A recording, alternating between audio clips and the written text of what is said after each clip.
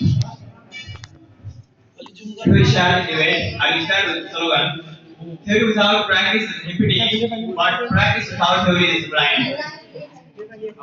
आदरणीय सभाका सदस्य महोदय, प्रमुखमन्त्री, विशेष अतिथि, आधा कार्यक्रम लिएर नायक राज नमस्कार भई अनि स्पष्ट निर्णय मण्डल तथा यहाँ उपस्थित प्रतिस्पर्धी अप्रतिस्पर्धी मित्रहरूमा स्वीकार्नुहोस् म बुटोल मल्टिपल क्याम्पसको अध्यक्ष सुरेश पाण्डेको तर्फबाट विदाई गर्छु। नमस्कार।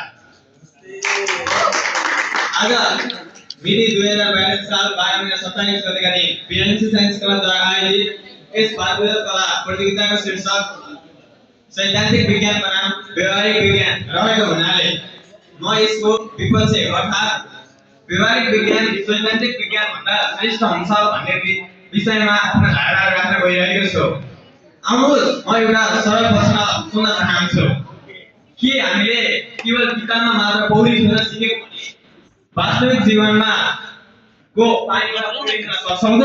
पक्कै पनि सक्दैनौं। त्यसैले केवल सिद्धान्तले होइन व्यवहारिक पद्धतिले मात्र हाम्रो वास्तविक क्षमता देखाउने गर्दछ। अब जानौ सैद्धान्तिक विज्ञान र व्यवहारिक विज्ञानमा फरक के छ त?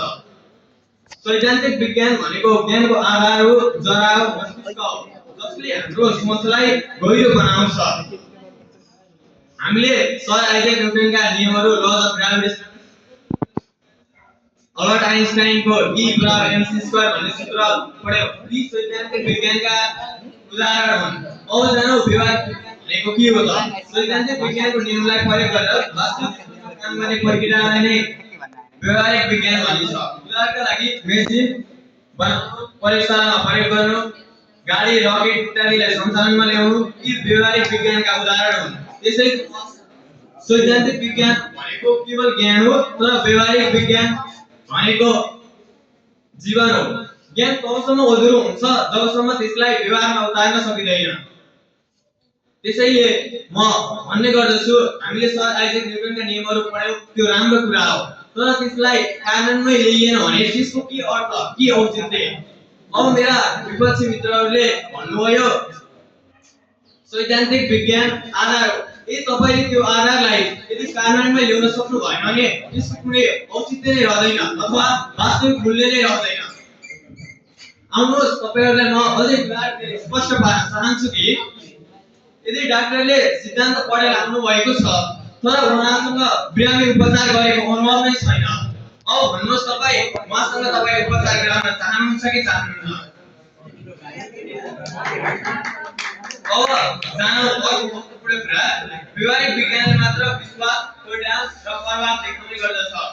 त्यसैले त आज हामीले प्रयोग गर्ने मोबाइल, इन्टरनेट, प्रविधि इत्यादि व्यवहारिक विज्ञानको उपहार हुन्, तर सैद्धान्तिक विज्ञान होइन। यदि सैद्धान्तिक विज्ञानलाई हामीले प्रयोग नगरेको भए ती केवल किताबमा मात्र सीमित रहन्थे। त्यसैले सैद्धान्तिक विज्ञान सोच हो, तर व्यवहारिक विज्ञान सफलता हो। उदाहरणका लागि यदि घरको नक्सा सैद्धान्तिक विज्ञान हो भने घर निर्माण व्यवहारिक विज्ञान हो। हामी घरको नक्सामा त होइन घरमा बस्छौं, सो त जीवनमा प्रयोग हुने कुरा नै महत्त्वपूर्ण हुन्छ होइन र साथीहरु? अब जानौ अन्तिममा सैद्धान्तिक विज्ञान केवल कार्य हो, तर व्यवहारिक विज्ञानले उपलब्धि हासिल गर्न मद्दत गर्दछ। त्यसैले सैद्धान्तिक विज्ञान केवल सोच हो, तर त्यसलाई व्यवहारमा उतार्न सकिएन भने त्यसको कुनै वास्तविक मूल्य नै रहँदैन। अन्तिममा विश्वास, परिणाम र वास्तविक जीवनको आधारमा हेर्ने हो भने सैद्धान्तिक विज्ञान भन्दा व्यवहारिक विज्ञान अति उत्तम र श्रेष्ठ हुन्छ भन्दै मेरा विचार शब्द यही टुङ्ग्याउँछु। धन्यवाद।